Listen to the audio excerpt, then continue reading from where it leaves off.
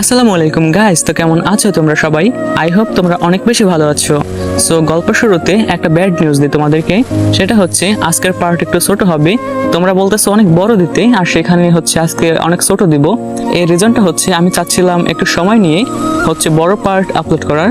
এজন্য হচ্ছে গত ভিডিওতে তোমাদেরকে টার্গেট দিয়েছিলাম 500 কমেন্ট, কিন্তু মজার বিষয় তোমরা খুব সহজেই সেটা কমপ্লিট করে দিয়েছো। এজন্য আর হচ্ছে আমি ছুটি পাই নাই, মানে বেশি ভয়েস ওভার করার সময় পাই নাই। সো তোমাদের এমন ভালোবাসা সত্যি ভোলার মতো না। তোমরা যেহেতু এত সাপোর্ট দেখাচ্ছ, ভালোবাসা দিচ্ছ, আমিও তোমাদের কথা দিলাম এর প্রতিদান হিসাবে নেক্সট পার্টগুলো অনেক বড় এবং সুন্দর করে নিয়ে আসবো। সো আসো এবার বিবাহিত মেয়েকে বিয়ে গল্পের পার্ট 3 শোনা যাক।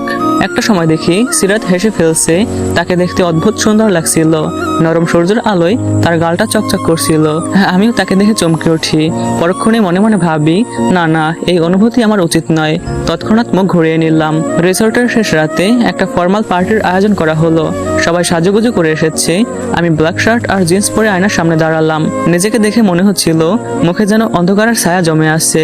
ঘর থেকে বের হতে যাব এমন সময় পিছনে কাচের আওয়াজে আমি থমকে দাঁড়ালাম। তাকিয়ে দেখি দরজায় একটা পরী দাঁড়িয়ে আছে। সিরাত দরজায় দাঁড়িয়ে আছে।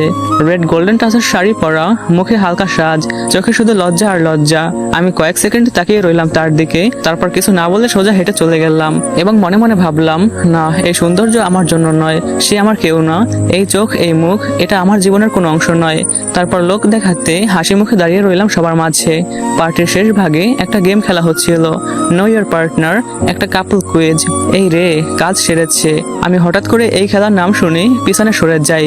এড়িয়ে যেতে চেয়েছিলাম, ভাবছিলাম পাশ কাটিয়ে বেরিয়ে যাব, কিন্তু হোস্ট বলল, সাজিদ ভাই, আপনি আর ভাবি তো একদম গোল্ডেন কাপল, প্লিজ স্টেজে আসুন। সবার হাততালিতে আমার আর কিছু করার রইল না। জোর করে হাসি চেপে রেখে স্টেজে উঠলাম। সিরাত নাইরাকে কোলে নিয়ে আমার পাশে দাঁড়ালো। হোস্ট প্রথম প্রশ্ন করলো, আপনার স্ত্রীর ফেভারিট রং কি?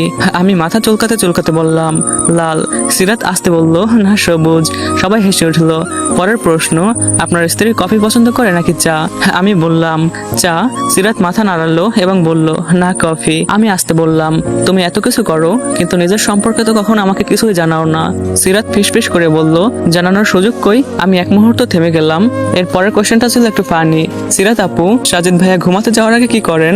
সিরাত একটু হেসে বলল, উল্টো দিকে মুখ ঘুরিয়ে শুয়ে পড়ে। সবাই হেসে গড়াগড়ি। আমি নিজেও হাসি থামাতে পারলাম না।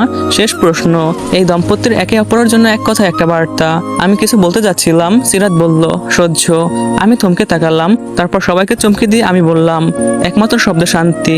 কারণ সে কিছু বলে না, কিছু চায় না, এবং সবকিছু নিজ হাতে ম্যানেজ করে রাখে। মুহূর্তটা যেন থমথমে হয়ে গিয়েছিল। তারপর সবাই হাততালি দিল। রাতে অনুষ্ঠান শেষে আমরা গাড়িতে করে বাসায় ফিরছিলাম। সিরাত নাইরাকে কোলে নিয়ে ঘুমাচ্ছিল। আমি জানালার বাইরে তাকিয়ে আছি। তবে আজ জানালার বাইরে তাকিয়ে মনে হচ্ছিল বাতাসটা একটু নরম, চাঁদটা একটু উজ্জ্বল। মাঝে মাঝে নিজের অজান্তেই গাড়ির আয়নায় তাকাচ্ছি, আর আমার চোখ বারবার আটকে যাচ্ছে সিরাতের নিঃশব্দ মুখে। এই মেয়েটা এত সহজে কেন ভেঙে পড়ে না? আমি কেন বারবার তাকিয়ে ফেলি ওর দিকে? ভিতরটা ধীরে ধীরে কেমন যেন নরম হয়ে আসছে। তবুও আমি নিজেকে বলি, এই অনুভূতি হয়তো সাময়িক, ঘৃণা বললে চলবে না। ভ্রমণ শেষে বাড়ি ফিরতেই মা সিরাতকে কাছে ডাকলেন এবং জিজ্ঞেস করলেন, কেমন কাটলো রে মা পার্টিটা? সিরাত হালকা হেসে বলল, ভালোই, সাজিদ খুব সুন্দর করে সবকিছু সামলে নিল। আমি পাশে ছিলাম। কথাটা শুনে হালকা কেসে উঠলাম। মা চোখ টিপে বললেন, হ্যাঁ তাই নাকি? এবার দেখিস একটু একটু করে তোর বরটা পাল্টে যাবে। সিরাত চুপচাপ দাঁড়িয়ে রইল এবং মাথা নিচু করে রান্নাঘরে চলে গেল। নাইরাকে মা কোলে নিয়ে খেলতে শুরু করলো।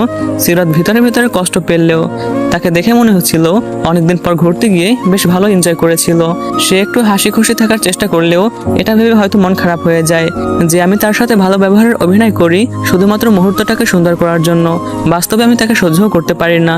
যাই হোক, ভ্রমণ থেকে ফিরে মনের অজান্তে কেমন যেন হালকা অনুভব করছিলাম। সিরাতের প্রতি একটা অন্যরকম অনুভূতি কাজ করলেও তার প্রতি ঘৃণা আমার একটুও কমেনি। তার প্রতি যে ঘৃণা, সেটা আমার পিছুই ছাড়ছে না। মা হয়তো ভাবছিল যে সবকিছু ঠিক হয়ে গেছে, কিন্তু সে তো আর জানে না তার ছেলের অন্তরে সিরাতের প্রতি শুধু ঘৃণার পাহাড় জমে আছে। যে ঘৃণার পাহাড় আমাকে একদম চেপে ধরেছে। আমার নিঃশ্বাস বন্ধ হয়ে যাচ্ছে। সো গাইস, আজকের পার্টটা হচ্ছে ছোট দিলাম কারণ তোমরা টার্গেট কমপ্লিট করে দিছিলে এত তাড়াতাড়ি। মানে আমি ভাবছিলাম টার্গেট পূরণ করতে একটু সময় লাগবে, আমি ভয়েস ওভার করার অনেক সময় পাবো। তো আজকে যেহেতু কথা দিয়েছিলাম যে টার্গেট পূরণ করলে গল্প দিব, এজন্য হচ্ছে আজকে একটু ছোট করে দিলাম। সো তোমরা এভাবে পাশে থেকো, আর হচ্ছে নেক্সট পার্ট অবশ্যই অনেক বড় আসবে, কথা দিলাম। আর আজকের টার্গেটও বেশি না, 1000 লাইক এবং হচ্ছে 500 কমেন্ট।